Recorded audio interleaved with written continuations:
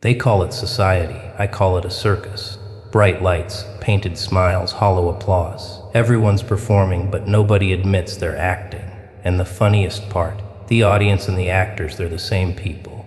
One moment they're on stage, pretending to be loyal, honest, noble. The next moment, they're clapping for the lies they swallowed. A comedy show without an ending, because the joke just keeps repeating. Look closely. The politicians are clowns, painted in sincerity instead of makeup. They juggle promises like balls, dropping one after the other, but the crowd still cheers. The businessmen, they're magicians. They pull happiness out of boxes, beauty out of bottles, power out of little glowing screens.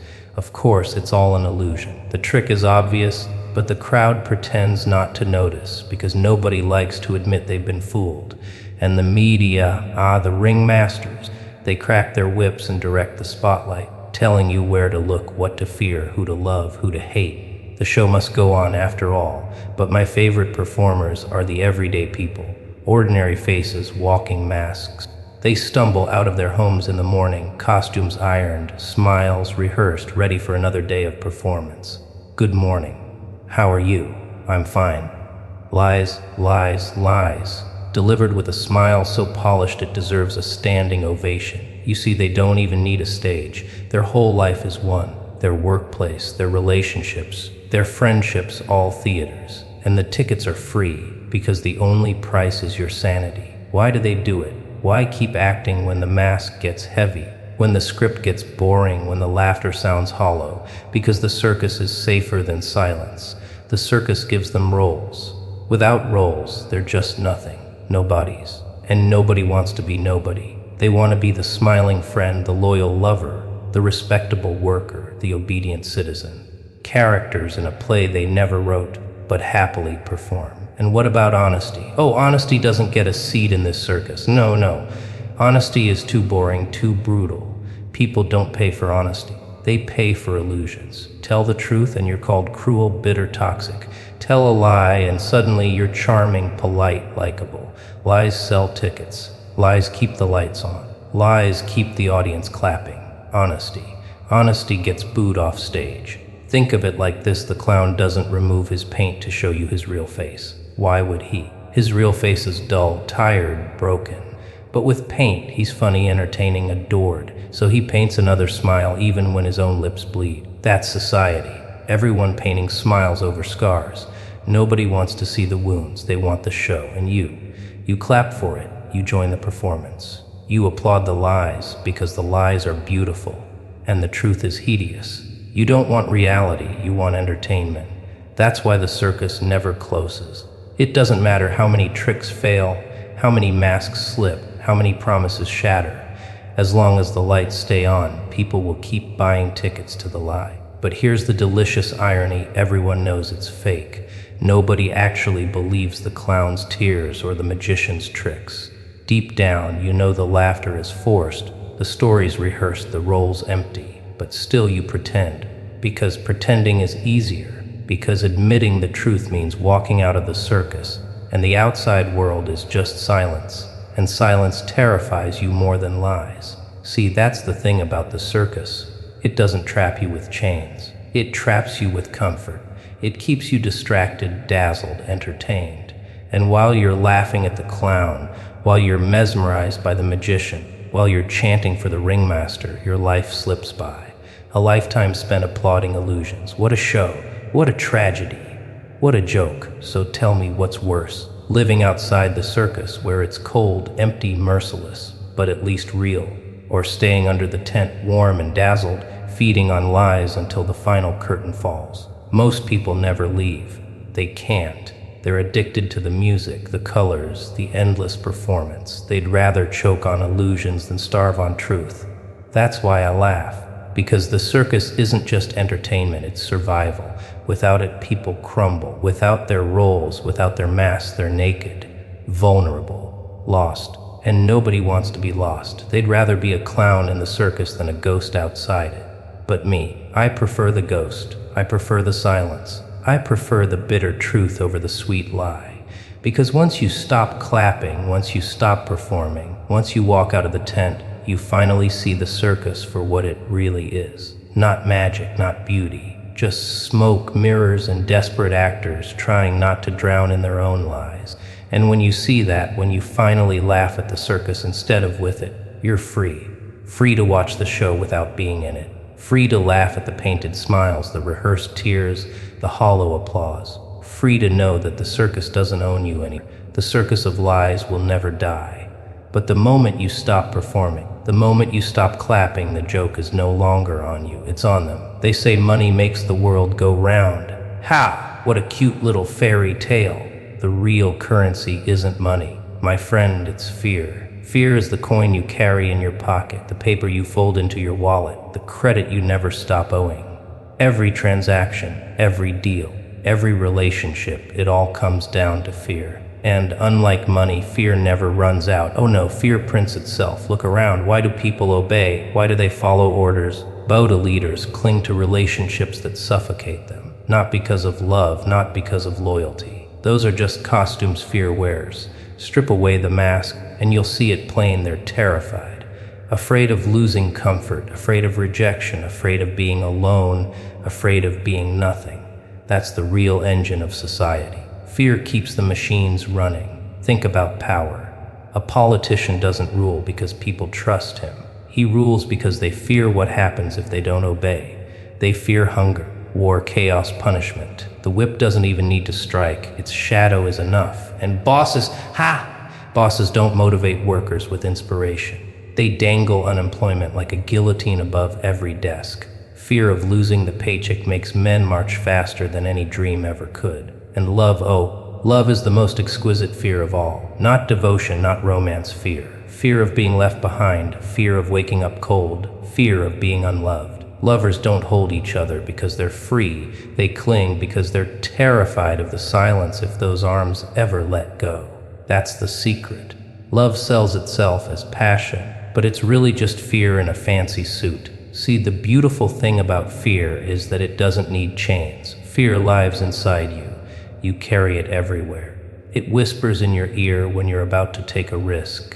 It tightens your chest when you think about breaking away. It slaps your hand when you reach for freedom. Don't, it says. Don't leave, don't resist, don't fight.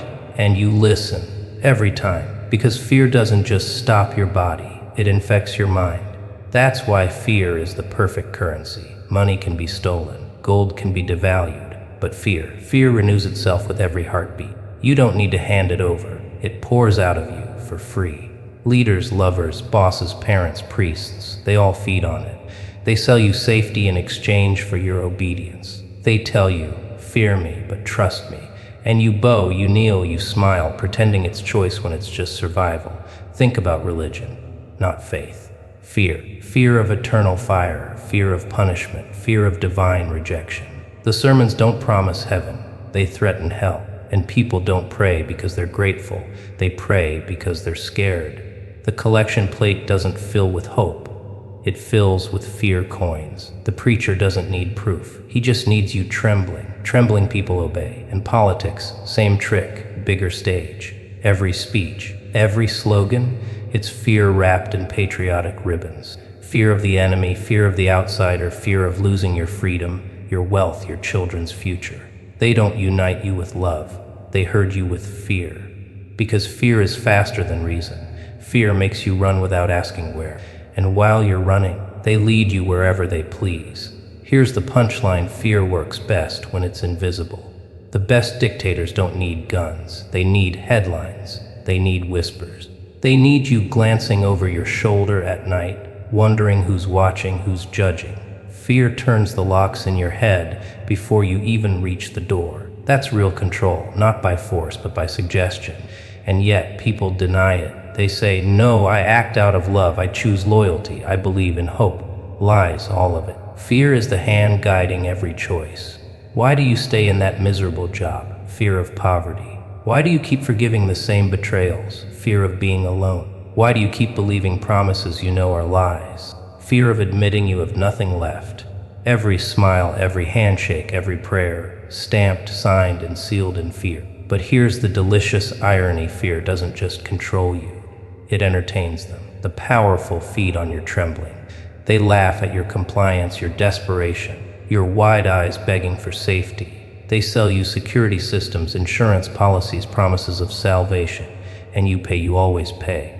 Because when fear shakes your bones, you'll empty your pockets to stop it. Fear makes the best customer. Fear never bargains. Do you know why chaos terrifies people? Because it strips away the illusion of safety. Chaos reminds you that fear never left. It was always there, under the costumes, behind the smiles, hidden in the laws. Chaos tears the curtains down and says, here it is, your real master, your invisible leash. And people panic not because it's new, but because it's naked. They'd rather cover it back up with laws, lies, illusions, anything to avoid staring at the leash they never took off. So what's the way out? Ha! That's the trick. Fear never leaves. You don't kill it. You don't escape it. You learn to dance with it. You laugh at it. You let it whisper, but you never bow to its voice. Because the moment you stop kneeling, the moment you stop paying fear like its currency, the whole marketplace collapses. Suddenly, the preachers, the politicians, the bosses, they lose their leverage. They look at you and realize you're not buying anymore. And that makes you dangerous. Because a man who isn't driven by fear can't be controlled. Threats don't move him. Loneliness doesn't break him. Loss doesn't chain him. He sees the whip, the guillotine, the empty bed, and he laughs. Because he knows the truth, fear was never real. It was just a story told to keep you small. The world runs on fear. It always has. But the moment you stop paying in fear, the world loses its grip. And you become the wild card. The one they can't buy, can't threaten, can't leash. The one who looks fear in the eyes and says, you don't own me anymore. And that is priceless. Hope, what a sweet little word, isn't it? Rolls off the tongue like candy, melts in the mouth like sugar. Don't give up, have hope. Stay strong, hope will carry you. Hope doesn't carry you anywhere. It drags you in circles until you collapse from exhaustion. Hope isn't your savior. Hope is your dealer, and you're the junkie. You see, people don't live on food, water, or even money. No, those are secondary. People live on hope. A starving man can survive days without bread, but not a single night without hope of bread. A prisoner can rot in a cell for decades, as long as hope whispers, one day you'll be free. Hope is oxygen for the desperate. It doesn't cure hunger. It doesn't open doors. But it keeps you breathing long enough to endure the suffering. And that's why it's dangerous. Hope is the prettiest prison ever built. Iron bars don't hold you. Your own belief does. The walls aren't real, but the illusion is stronger than stone. You could walk out anytime, but you don't. Why? Because hope convinces you that freedom is coming. Just wait, just believe, just hold on. And so you hold, and hold, and hold until your life is gone, wasted in a waiting room that never calls your name. Think about it. Workers drag themselves through miserable jobs, chanting someday the promotion will come. Someday the lottery ticket will hit. Someday life will reward the struggle. But someday never arrives. The bosses know it. The system knows it. They don't need to pay you fairly. They don't need to free you. All they need to do is hand you a small packet of hope every week. Enough to keep you hooked, never enough to set you free. And lovers. Lovers are the finest hope dealers. They break your heart again and again, but you stay. Why? Because they smile, whisper, I'll change, I promise, and you believe. You keep waiting for the day the lies turn into truth. You call it love, but it's not love, it's addiction. They feed you hope like a drug, and you take it even when it poisons you. Because the withdrawal, the silence, the loneliness is worse than the lies. Governments, too, are master pushers. Every election, every speech, every revolution is just a syringe filled with hope. Vote for me, I'll change everything. March with us, the future will be brighter. And you march, you vote, you bleed. The bright future never comes, but hope keeps you quiet, obedient, patient. It's genius, really. Fear chains you, but hope convinces you that the chain is temporary. That's why it's stronger than fear. Because with fear you fight to escape. With hope you sit and wait.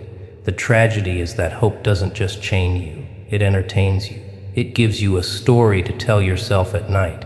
It's a lullaby for the soul. Tomorrow will be better. That's the anthem of every slave, every victim. Every dreamer who never wakes up, tomorrow will be better. But tomorrow never comes. There is only today, and today is miserable. But you don't notice, because hope keeps your eyes fixed on the horizon, and the horizon always runs away. What makes hope cruel is that it's so beautiful. Unlike fear, which growls and stabs, hope kisses you. Hope sings to you. Hope strokes your hair and says, "Just one more day." And you obey, because who wouldn't obey such a gentle liar? That's why hope is more dangerous than any whip, any chain, because you never fight it, you welcome it. You crave it, you beg for it. You think hope makes you strong. But really, it makes you weak. It convinces you not to act, not to rebel, not to demand. It convinces you to wait, to trust, to believe. And so you stay still while life burns around you. You tell yourself you're patient, resilient, faithful. But in truth, you're addicted. You're hooked on the sweetest poison. And here's the punchline. Hope doesn't just trap the powerless. It traps the powerful too. Leaders cling to hope that their empire will last forever.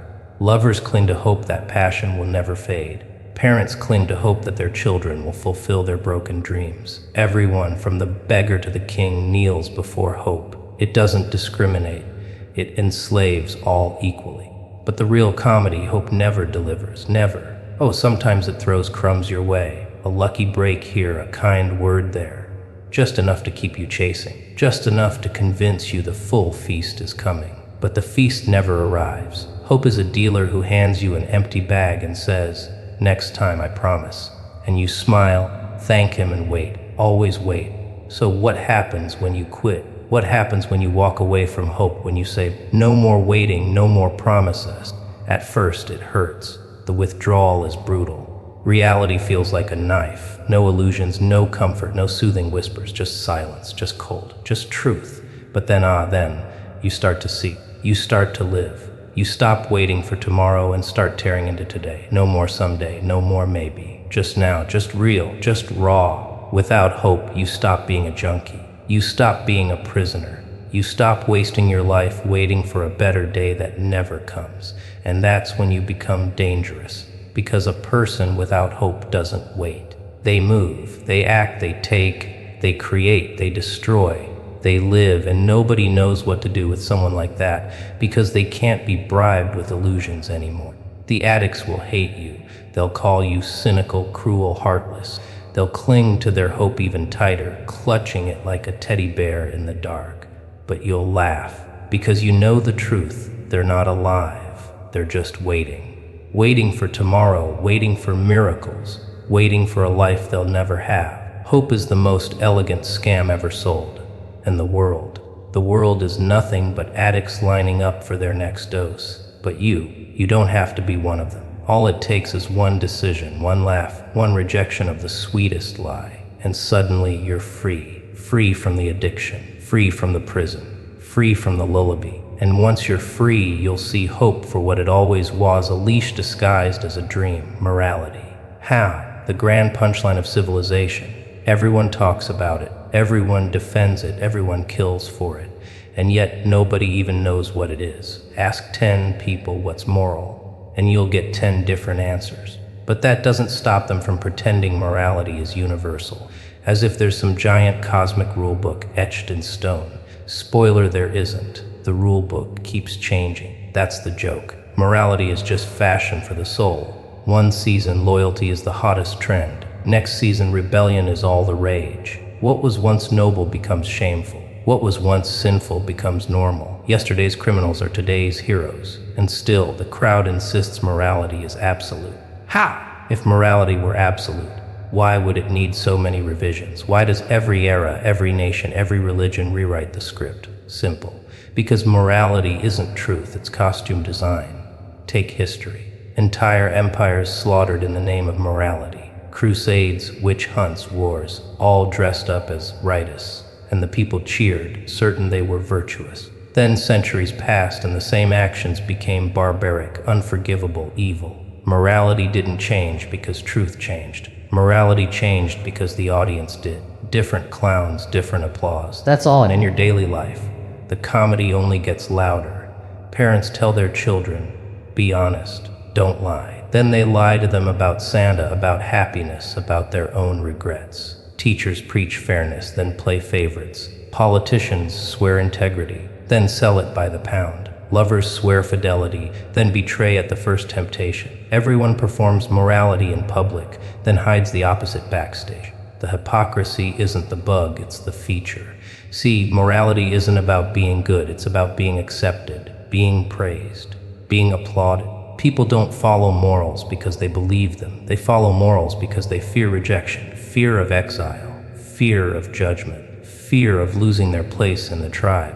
Call it conscience if you want, but it's really just peer pressure dressed in divine robes. That's why morality shifts like sand, because it doesn't come from truth, it comes from crowds. Crowds decide what's moral, and crowds are fickle. Today you're applauded for being loyal to your country. Tomorrow, you're condemned for not questioning it. Today you're celebrated for sacrifice. Tomorrow they'll call you a fool. The crowd laughs, boos, cheers, all on command. And morality follows their mood swings. But the funniest part, people kill for morality.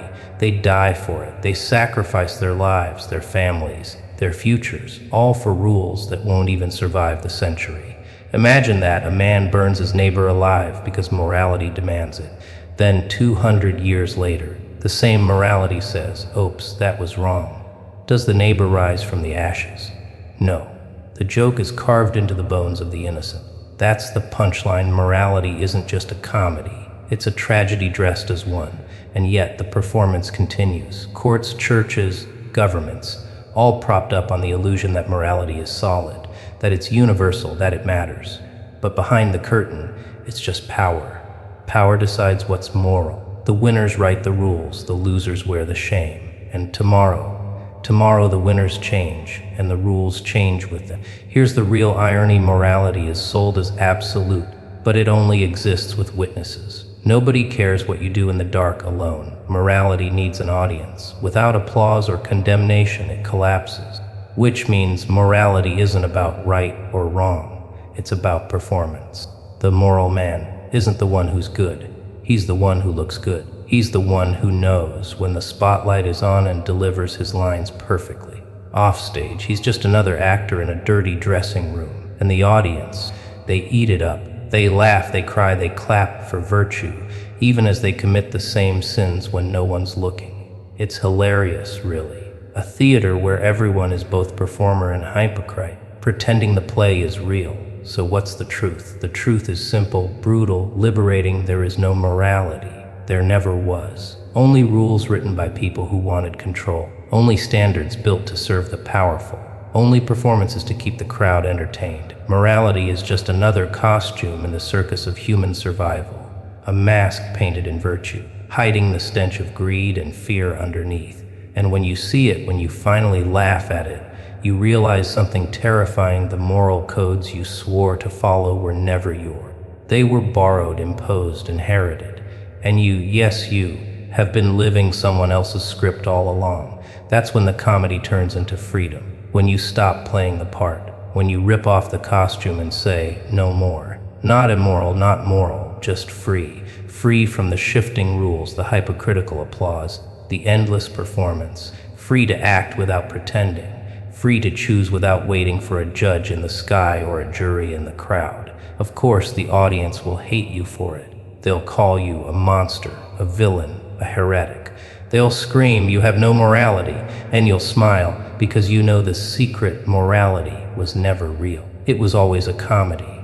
And you finally stopped laughing at the wrong joke, so go ahead, applaud the play if it comforts you. Cry when the hero sacrifices himself. Cheer when the villain is punished. Pretend it matters. But remember this, when the curtain falls, morality falls with it, and all that's left is the empty stage. Madness. What a delightful little word. They whisper it like a curse, spit it like an insult, write it in diagnose. He's mad. She's insane. They've lost their mind. But here's the thing, madness is nothing more than a mirror. And when you look into it, you don't see insanity. You see the truth. Ugly, raw, unpolished truth. That's why they call it madness, because the truth makes them uncomfortable. Think about it. Society defines sanity as agreement. Sanity is the majority saying, Yes, we all believe this, so it must be right. And madness is disagreement. Madness is refusing the script. The heretic, the rebel, the outcast, they're all branded mad. Not because they're wrong, but because they're alone. Sanity is nothing but popular madness with better PR. Take history's so-called lunatics. The philosophers who claimed the earth was round. The scientists who said the sun doesn't orbit us. The artists who painted visions nobody understood. What were they called? Mad, dangerous, heretical. Until the crowd caught up then. Suddenly they weren't mad anymore. They were geniuses. Same people, same ideas. The only thing that changed was the applause. That's the mirror of madness. It reflects truth before the world is ready to face it. But society fears that mirror. They build institutions, prisons, padded rooms, not to cure madness, but to hide it. They don't want the mirror anywhere near them, because if they stare too long, they might see their own insanity staring back. The 9 to 5 routine, the blind obedience, the endless lies, all dressed up as normal. Normal is just collective madness. Everyone agrees on the same delusion. So they call it sanity, but it's still madness, just shared madness. And you're terrified of that mirror, because it shows you the thoughts you bury, the doubts you silence, the dreams you strangle. It whispers, what if the rules are fake? What if the heroes are villains? What if your entire life is a cage you built yourself? That's what the mirror does. It doesn't invent madness. It exposes it. And people can't stand exposure. They'd rather smash the mirror than see what's inside. That's why they fear the ones who embrace madness. The joker, the trickster, the wild card. Not because they're dangerous in themselves, but because they hold the mirror without shame. They laugh at the reflection everyone else avoids. And laughter is contagious. One madman laughing at the absurdity of life is a threat to the entire system, because if you start laughing too, the stage collapses, the masks slip, the performance ends. Madness, you see, is freedom without permission. Sanity is a leash. You must think this way, feel this way, behave this way. Step off the line, and the leash tightens. Madness is cutting the leash and walking wherever you want, even if it means walking alone. And that terrifies the sane, because deep down they envy it. They envy the courage to walk without a map, to scream when they're told to whisper, to laugh when everyone is mourning. Madness is the rebellion of the soul. But here's the joke. Madness is inevitable. Spend enough time staring at the cracks in the world, and sanity slips away. You realize rules are arbitrary, morality is comedy, hope is addiction, fear is currency. You realize the whole stage is a farce. And when that realization hits, your laugh changes. It becomes louder, sharper, uncontrollable. That's the laugh of madness, the laugh of someone who finally sees the joke. And still they'll say, don't listen to him. He's crazy. Of course they will. Because it's safer to call someone crazy than to admit they might be right.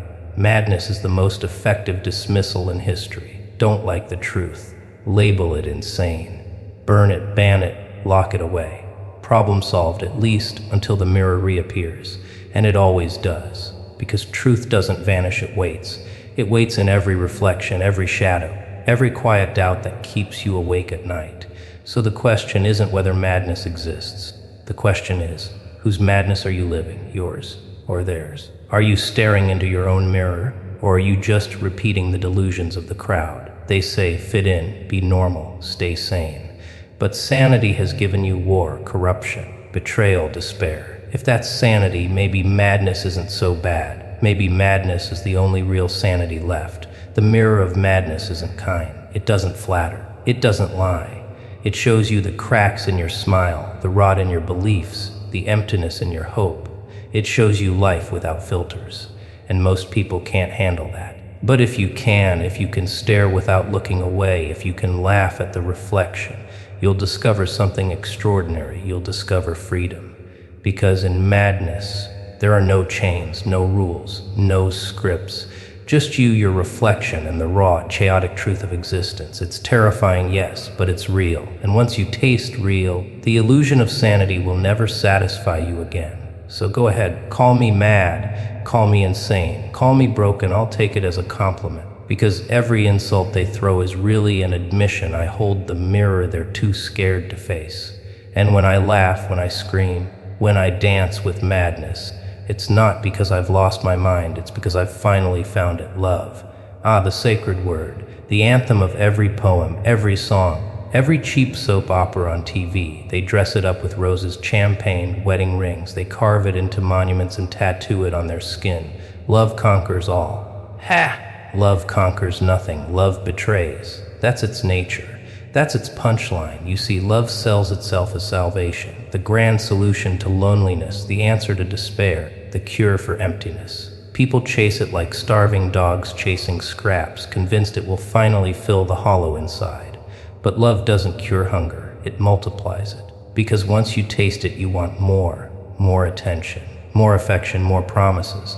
And the moment those promises crack, the betrayal begins. They say love is trust, but really, love is control. Lovers don't just give their hearts, they demand yours in return. They count your smiles, measure your silences, track your loyalties. Where were you? Who were you with? Ooh, what didn't you call?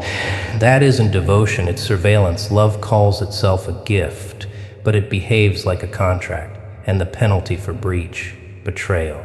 And oh, betrayal isn't the exception in love, it's the rule. Every romance is just a countdown to disappointment. The grand passion fades, the vows crumble, the fantasy dies. Sometimes with a bang, cheating, lies, abandonment. Sometimes with a whimper, indifference, routine, quiet resentment. But one way or another, love betrays, always, because no human can live up to the fantasy love promises. The illusion is too perfect. Reality always stabs it in the back. Think of marriage, the ultimate altar of love. Two people swearing eternity under the gaze of witnesses and gods. Till death do us part. Such poetry, and yet the divorce courts overflow. Families fracture. Children become collateral damage. And the same mouths that once whispered forever now spit venom in courtrooms. If that isn't betrayal, what is? But betrayal in love isn't always about cheating or leaving. Sometimes it's just truth revealing itself. The truth that the person you worshipped is ordinary, flawed, selfish, weak. The truth that their love wasn't unconditional. It was transactional. They loved you when you fit their image, when you played your role, when you fed their needs. Step outside the script and their love withers. That's not romance, that's betrayal in slow motion.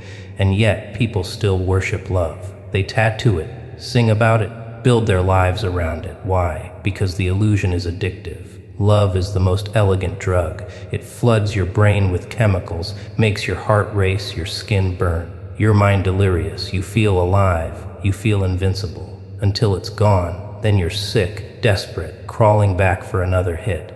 You don't call it withdrawal, you call it heartbreak. But it's the same thing, and the best dealers of love, society itself. Movies, songs, advertisements, they sell you the fantasy every day. The smiling couple in the commercial, the passionate kiss on the billboard, the happily ever after in every fairy tale. They package love as the ultimate prize, the crown jewel of existence. And you buy it over and over, even when reality keeps betraying you, because you'd rather believe the lie than face the silence. Here's the cruelest part: love betrays not just through others, but through yourself. You betray yourself for love. You compromise, you sacrifice, you surrender pieces of your soul. You say, it's worth it.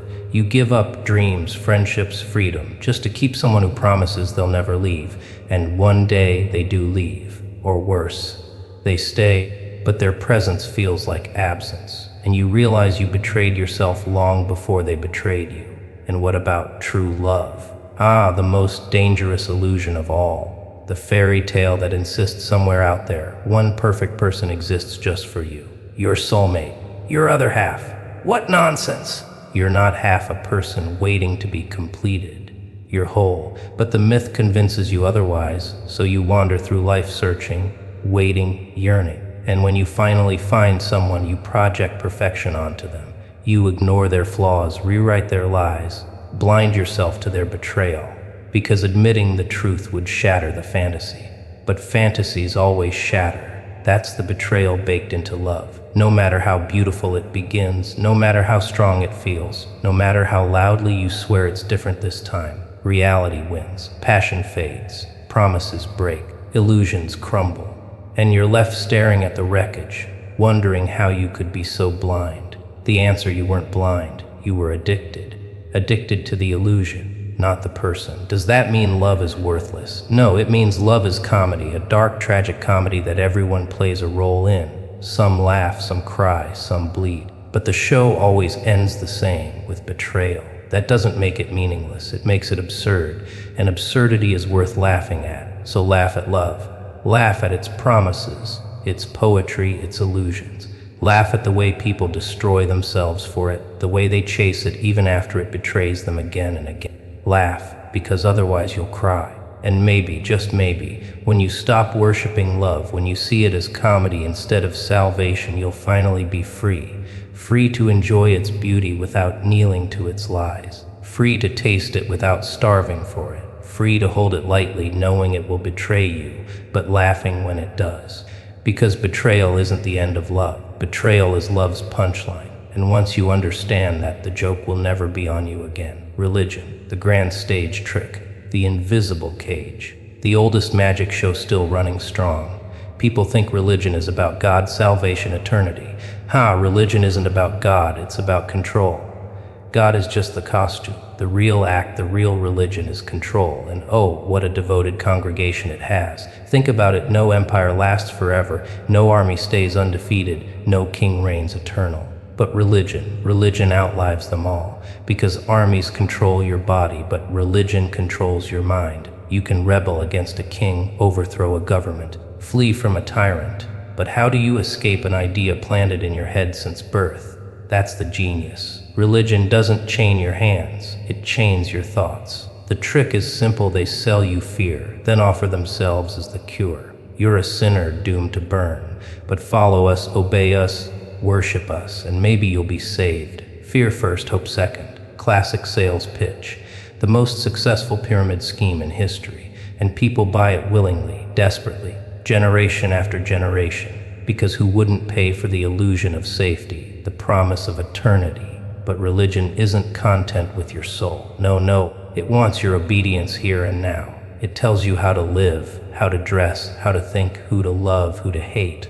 It maps your life like a blueprint, leaving no room for freedom. And the best part, you don't see it as oppression, you see it as virtue. You kneel, you obey, you sacrificed, not because you're forced, but because you think it's righteous. That's the beauty of control dressed as devotion. And look at the leaders, the priests, the imams, the preachers, the monks. They preach poverty while bathing in gold. They preach humility while standing on pedestals. They preach purity while hiding their own corruption.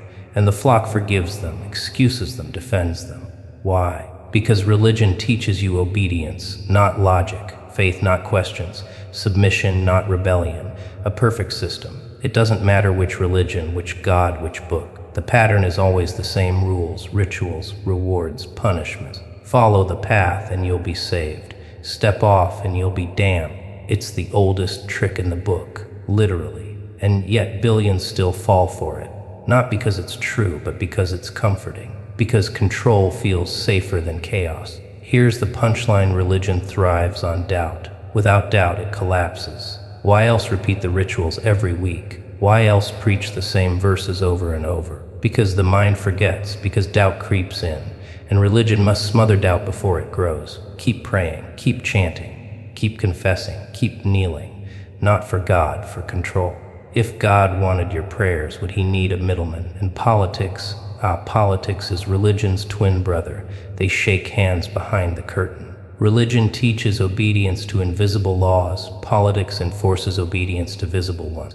One rules your soul, the other rules your body. Together, they've mastered the art of control. And the people, they cheer, they defend their chains like treasures. They fight wars over which cage is holier, which leash is sacred. The irony is delicious. But the greatest joke is this: religion convinces you that control is freedom. Follow these rules, and you'll be free. Free from sin, free from fear, free from damnation. But you're not free, you're just domesticated, a trained animal performing tricks for blessing. Sit, kneel, roll over, pray. Good believer, here's your treat. The promise of heaven served after death. What a bargain! Obey your whole life, and maybe, just maybe, you'll get your prize when you're gone. And yet people cling to it. They need it. Because without religion, they'd have to face the abyss. They'd have to admit there is no script, no guarantees, no safety net. And that terrifies them more than hell itself. So they choose control. They choose cages. They choose the religion of control because the illusion of order feels better than the truth of chaos. But here's the twist: control can never truly erase chaos. Chaos seeps in through the cracks. Every scandal, every hypocrisy, every unanswered prayer is chaos peeking through the curtain. And people feel it. They doubt, they question, they whisper. And what does religion do? It doubles down. More rules, more fear, more control. Because the more fragile the illusion, the louder the performance must be. So laugh at the absurdity of billions kneeling to invisible masters. Laugh at the leaders who claim to speak for gods they've never met. Laugh at the wars fought, the blood spilled, the lives wasted, all for control disguised as faith. And laugh at yourself too, because maybe, just maybe, you've played along. Maybe you've bowed, prayed, obeyed. Not because you believed, but because you were afraid not to. That's the final trick of the religion of control. It doesn't need your faith. It just needs your fear. Faith is the decoration. Fear is the foundation. And as long as you fear, you'll kneel. But once you stop fearing, once you see the cage for what it is, the whole religion of control collapses. Not because you destroyed it, but because you stopped believing in its chains. And then, you finally taste freedom. Not heavenly freedom, not promised freedom, real freedom. The kind they can't tax, can't regulate, can't command. And that is blasphemy worth laughing at, freedom. The golden word, the shiny carrot dangled in front of every donkey on the road. Nations kill for it, soldiers die for it, protesters scream for it. Freedom. The banners wave, the fireworks explode, the speeches echo through the streets. But let me tell you a little secret. Freedom is an illusion, a stage trick, the prettiest lie ever sold. They tell you you're free. Free to choose, free to speak, free to live your life. But look closer. How free are you really? You're free to choose from the menu they hand you. Free to vote for the puppet on the left or the puppet on the right, both strings pulled by the same hands. Free to speak as long as your words fit inside the acceptable box. Free to live as long as you follow the rules.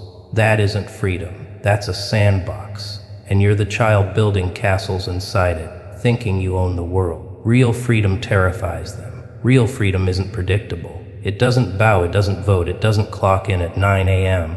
Real freedom laughs at rules, smashes cages, refuses to kneel, and that kind of freedom. That's dangerous, so they give you an imitation, a counterfeit. They call it rights. They call it democracy. They call it choice. But it's all within boundaries, invisible fences. You don't see the walls because they're painted like sky. Look at your job. You think you're free because you chose your career. No.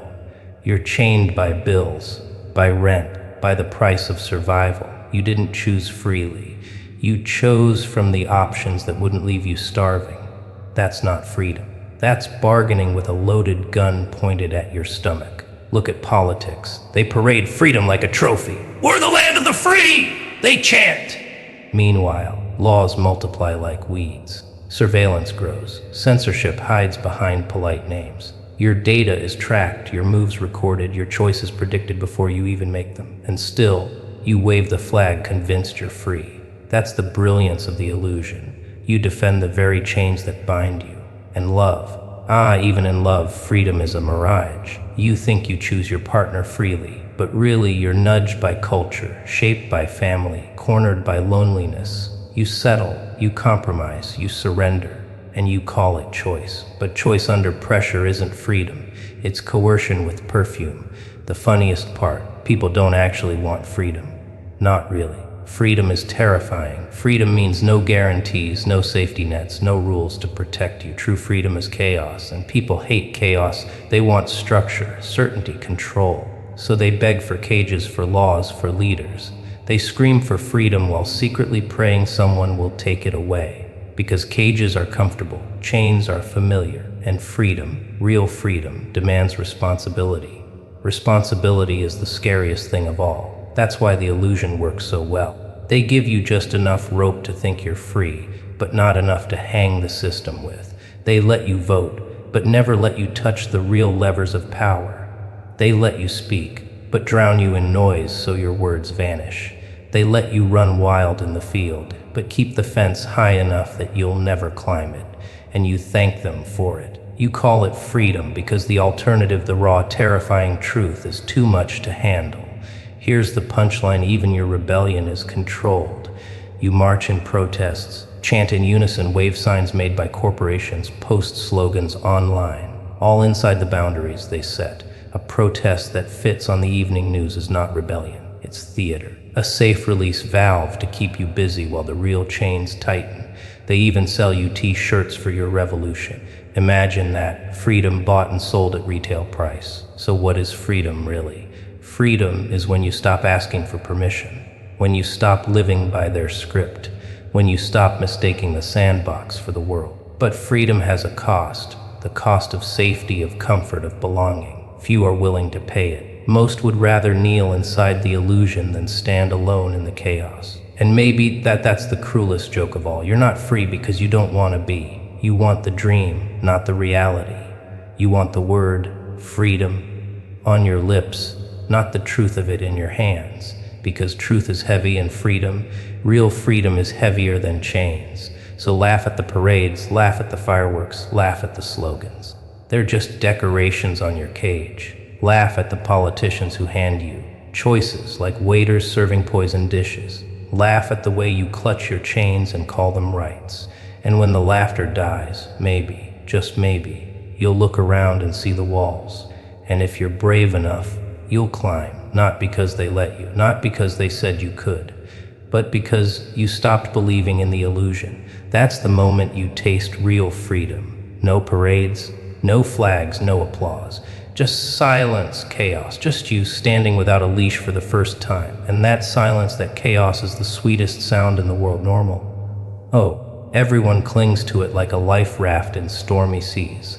Be normal. Act normal. Fit in. Society treats normalcy like oxygen, essential, invisible, unquestioned. But peel back the mask and you'll see it for what it really is: a disguise, a performance, a mask painted with fake smiles and forced routines. The mask of normalcy. What does normal even mean? It means you've agreed to the script. You wake up, drag yourself to work, smile at the neighbors, laugh at the boss's bad jokes, buy the same clothes, watch the same shows. You nod, you agree, you blend. That's normal. Not happiness, not freedom, just conformity. A mask designed to keep the herd moving in neat little lines. And the mask is heavy, isn't it? You wear it even when it suffocates you. You pretend you're fine when you're breaking inside. You pretend you belong when you feel alien. You laugh at jokes you don't find funny, shake hands with people you despise, swallow dreams because they don't fit the script. Why? Because if you drop the mask, the crowd notices. And nothing terrifies people more than being noticed for the wrong reasons. Normalcy is nothing but camouflage. Hide your scar, hide your madness, hide your doubts. Pretend. Pretend until you forget what's real. They tell you, don't be weird. But weird just means honest. Weird means showing the truth instead of hiding behind the mask. That's why they hate weird. Because weird reminds them that their own masks are slipping. Look at the rituals of normal life. Small talk, polite smiles, handshakes, birthday parties. All rehearsed, all expected, all meaningless. People don't do them because they matter. They do them because breaking the ritual would be too strange, too unsettling. Normalcy is a stage play, and everyone's desperate to stay in character. One wrong line, one wrong gesture, and suddenly the mask cracks. And God forbid the mask cracks, because then they'll call you abnormal. And abnormal is the dirtiest word in the dictionary. But here's the irony: nobody is normal. Not really. Everyone's hiding something. Fear, lust, rage, despair, secrets they'd never admit out loud. Behind every normal smile is chaos bubbling, screaming to get out. But they bury it, polish it, paint it over. They say, I'm fine. The two biggest lies in human history. I love you, and I'm fine. Both masks, both fragile, both fake. And oh, how society punishes the ones who refuse the mask. The outcasts, the rebels, the eccentrics. They're branded freaks, lunatics, pariahs. Not because they're dangerous, but because they're reminders, living reminders that normalcy is a costume and everyone else is still pretending. The freaks are mirrors. and people would rather shatter the mirror than face their reflection. The comedy is that normalcy shifts just like morality. What was abnormal yesterday is normal today. Women voting, abnormal. Interracial marriage, abnormal. Talking openly about depression, abnormal, until suddenly the script changes and the mask is repainted. Normalcy isn't truth, it's trend. It's fashion. It's whatever makes the herd comfortable in the moment. And tomorrow it'll change again. But while it lasts, the mask has power. It keeps people in line. It keeps the machine running. Nobody questions the madness of working jobs they hate, buying things they don't need, living lives they never chose. Because it's normal. And as long as everyone else is doing it, it must be right. That's the genius of the mask. It makes misery acceptable. It turns slavery into routine. Here's the punchline. The mask of normalcy doesn't protect you. It imprisons you. You spend your life acting out a character that isn't you. You censor your words, shrink your dreams, hide your truth, just to avoid standing out. And by the time you realize the mask has fused to your skin, it's too late. You've forgotten who you were underneath. And yet, people defend the mask. They mock the ones who drop it. They bully the strange, silence the honest, exile the authentic, because deep down they envy them. They envy the freedom of someone who dares to be abnormal. They envy the courage to laugh without permission, to scream without apology, to exist without disguise. But envy turns to hate, and hate keeps the mask in place. So what happens when you tear off the mask? At first, chaos. People stare, whisper, judge. You'll be called insane, dangerous, broken. You'll feel naked, exposed, vulnerable. But then you'll feel alive. No script, no performance, no suffocating costume, just you. Raw, unpolished, unmasked. And yes, the crowd will hate you, but their hatred is just applause in disguise, because deep down they wish they could do the same. Normalcy is the biggest scam of all. It promises safety, belonging, acceptance, but it costs you your truth, your voice, your soul. The mask protects nothing. It only hides the one thing worth saving, yourself. So laugh at normalcy. Laugh at the small talk, the polite lies, the rehearsed smiles. Laugh at the desperate crowd clinging to their masks, terrified of being seen. And laugh at yourself, too, for every time you played along. Because the mask isn't their trick alone, it's yours too. But the moment you stop playing, the moment you drop the mask, the world tilts. Suddenly, you're not part of the play anymore. You're watching it. And once you see the play for what it is, you can never unsee it. That's when you realize the greatest truth of all: normal was never real. It was always just a mask, and masks are made to be torn apart. Chaos, the word makes people tremble. It's the monster under their beds, the storm outside their windows, the crack in their carefully painted walls. They spend their lives building fences, drawing maps, writing laws, all to keep chaos out. But chaos doesn't knock, chaos doesn't ask. Chaos is already here, waiting in every shadow. And the joke is, chaos isn't your enemy. Chaos is your liberation. You see, order is the leash. Rules, schedules, structures, they keep you predictable, tame, obedient. Order tells you when to wake up, when to work, when to smile, when to die. You call it security, you call it civilization. But really, it's domestication. You've been trained like an animal, fed routines until you mistake them for truth. And chaos is the hand that cuts the leash. Of course, order hates chaos. Leaders, bosses, preachers, politicians, they all paint chaos as evil. Without order, society will collapse, they scream. And maybe it will. But what they don't tell you is that order collapses you long before society does. It strangles your spirit, crushes your curiosity, kills your laughter. Order makes you a cog in a machine that doesn't care if you live or die as long as you keep turning. Chaos is the only force that says no. That's why chaos feels terrifying, because it strips away the script. No guarantees, no maps, no illusions, just raw possibility. And possibility is scary when you've lived your whole life in a cage. People panic when chaos knocks because they're not used to freedom. They mistake liberation for danger. They run back to the leash, begging for order, for cages, for rules. Better the prison they know than the storm outside. But here's the truth: chaos is the storm, yes, but storms clear the air. Storms tear down weak walls, rip away lies, expose the rot underneath. Chaos destroys, but only so you can rebuild. Not the same way, not with the same illusions, but with honesty, with freedom. with raw and filtered truth. That's why chaos is liberation. It tears down the false order you never question. Look at revolutions. They always begin with chaos. Crowds rising, streets burning, systems crumbling. The rulers call it madness, anarchy, evil. But for the people, for a moment, just a moment, they taste freedom. Real freedom. Not the illusion sold by speeches and flags. Freedom born of chaos, of tearing the old chains apart and standing in the rubble unbound. But the tragedy is people don't hold on to it. They get scared. They rebuild order. New rulers, new cages, new illusions. The cycle begins again. Chaos gives birth to freedom, but freedom scares them, so they run back to the safety of order. And every time, they forget the lesson, that the only true liberation isn't order, it's chaos. Here's the punchline: you already live in chaos.